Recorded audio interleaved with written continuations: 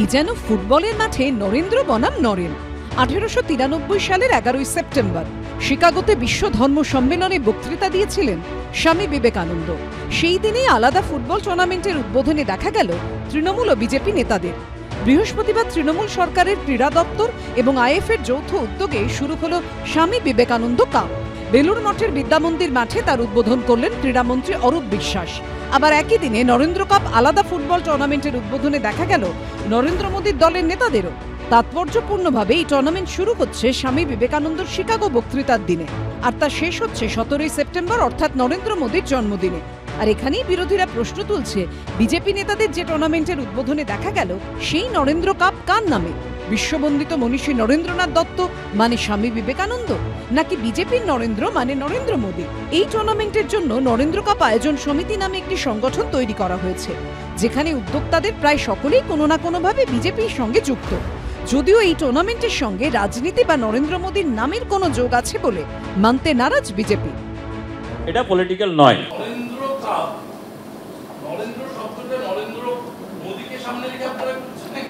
আপনার যেটা মনে হচ্ছে বিশ্বের দরবারে আজ থেকে 100 বছর আগে একে বাধা দিতে পারেনি এই নামকে। এখন আমরা এতজন ছোট ছোট নরেন্দ্র আছি। যদিও তৃণমূল এই নিয়ে কটাক্ষ করতে ছাড়েনি। স্বামী বিবেকানন্দ কাপ যিনি যুবদের উপর জোর দিয়েছেন, ফুটবল খেলার কথা বলে গেছেন, ফলে মমতা বন্দ্যোপাধ্যায়, অরূপ বিশ্বাস মাননীয় ক্রীড়ামন্ত্রী, তারা স্বামী বিবেকানন্দ কাপ করছেন। আর ওনারা যে নরেন্দ্র কাপ করছেন ওটা প্রধানত বিবেকহীন নরেন্দ্র মশাই। পাল্টা তৃণমূলকে কটাক্ষ করেছে বিজেপি।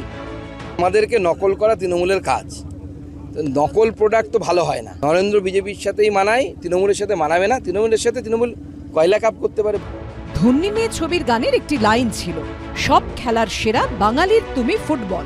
বিধানসভা ভোটের আগে সেই ফুটবলে ভর করে তৃণমূল ও বিজেপি যেভাবে বাঙালির মনে জায়গা করতে চাইছে তা দেখে অবশ্য অনেকেই বলছেন ধন্যী রাজনীতি।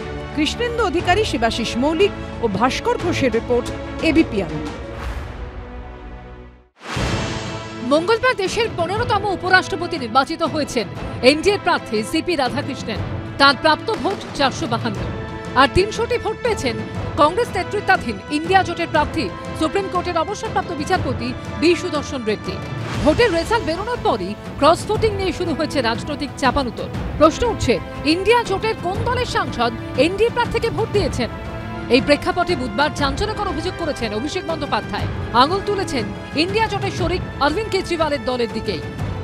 আমার বিশেষ করে মনে হয় যে কয়েকটা দল রয়েছে যেখানে বিজেপি, বিশেষ করে আম আদমি পার্টির মতো দল, যেখানে 1-2জন রাজ্যসভার এমপি একদম সরাসরি বিজেপিকে সাপোর্ট করে। তারা এমনকি তাদের নেতা অরবিন্দ কেজরিওয়ালের বিরুদ্ধে একজন মহিলা এমপি রয়েছে, তারা তো সরাসরি মানে নামে আম আদমি পার্টি, বিজেপিতে নাম লিখিয়েই দিয়েছে। এরকম 2-4টে এমপি তো রয়েছে। কেজরিওয়ালের দল অবশ্য অভিযোগ উড়িয়ে দিয়েছে।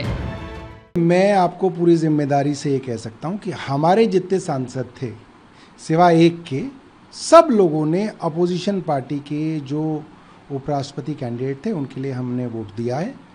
পাল্টা ক্রস ভোটিং নিয়ে তৃণমূলকে খোঁচা দিয়েছেন শুভেন্দু অধিকারী। কটাক্ষ করেছে সিপিএমও। পশ্চিমবঙ্গে তৃণমূলেরও ঘর ভেঙেছে, আমি নিশ্চিত। আমি এক্ষুনি বলবো না, আমি এর আগে বলেছিলাম দ্রৌপদী মুর্মুর যে ভোট হয়েছিল কলকাতা বিধানসভায় এমপিরা ভোট দিয়েছিল, তাতে 2টো এমপির ভোট বাতিল হয়েছিল, একজন কংগ্রেসের একজন টিএমসি, আর 2টো ভোট আমরা পেয়েছিলাম। তাদের মধ্যে একজন আমাদের কাছে ফিরেও এসছেন, অর্জুন সিং। আরেকটা নাম বলছি না, বিপদে পড়বে। তা এবারেও তৃণমূল কংগ্রেসের অন্তত 3টি ভোট আমরা পেয়েছি, সেটা আমি পরে নাম বলে দিই। বর্ণচোরা বিজেপি যেমন গোটা দেশে আছে, বর্ণচোরা বিজেপি বাংলাতেও আছে। আসলে তৃণমূল বিজেপি বাংলায় হচ্ছে গোডাউনটা একই, শোরুম দুটো আলাদা, মাল একই গোডাউনের মাল, কিন্তু বিভিন্ন দুটো শোরুমে বিক্রি হচ্ছে। উপরাষ্ট্রপতি ভোট নিয়ে বিজেপির বিরুদ্ধেও বিস্ফোরক অভিযোগ করেছেন অভিষেক বন্দ্যোপাধ্যায়। 4-5 জনের সাথে যেটুকু কথা বলে বুঝতে পেরেছি, এক একজনের ভোট কিনতে প্রায় 15-20 কোটি টাকা খরচা করেছে। বিজেপি এই টাকার খেলায় নেমেছে। টাকা কি তৃণমূল কংগ্রেসের কাছে কম আছে নাকি? অভিষেক বন্দ্যোপাধ্যায়ের নামে বেনামে যত টাকা আছে লোকে বলে এত টাকা আছে ওনার নামে, তার হিসেব তো নেই। তার হিসেব রাখতে গেলে পশ্চিমবঙ্গের সমস্ত চার্টার্ড অ্যাকাউন্টেন্টকে লাগবে। সব মিলিয়ে উপরাষ্ট্রপতি ভোটের ফল বেরিয়ে গেলেও তা নিয়ে কাটাছেঁড়া চলছে। হিন্দল দেব, মনোজ বন্দ্যোপাধ্যায় ও অভিজিৎ চৌধুরী রিপোর্ট, এবিপি আনন্দ।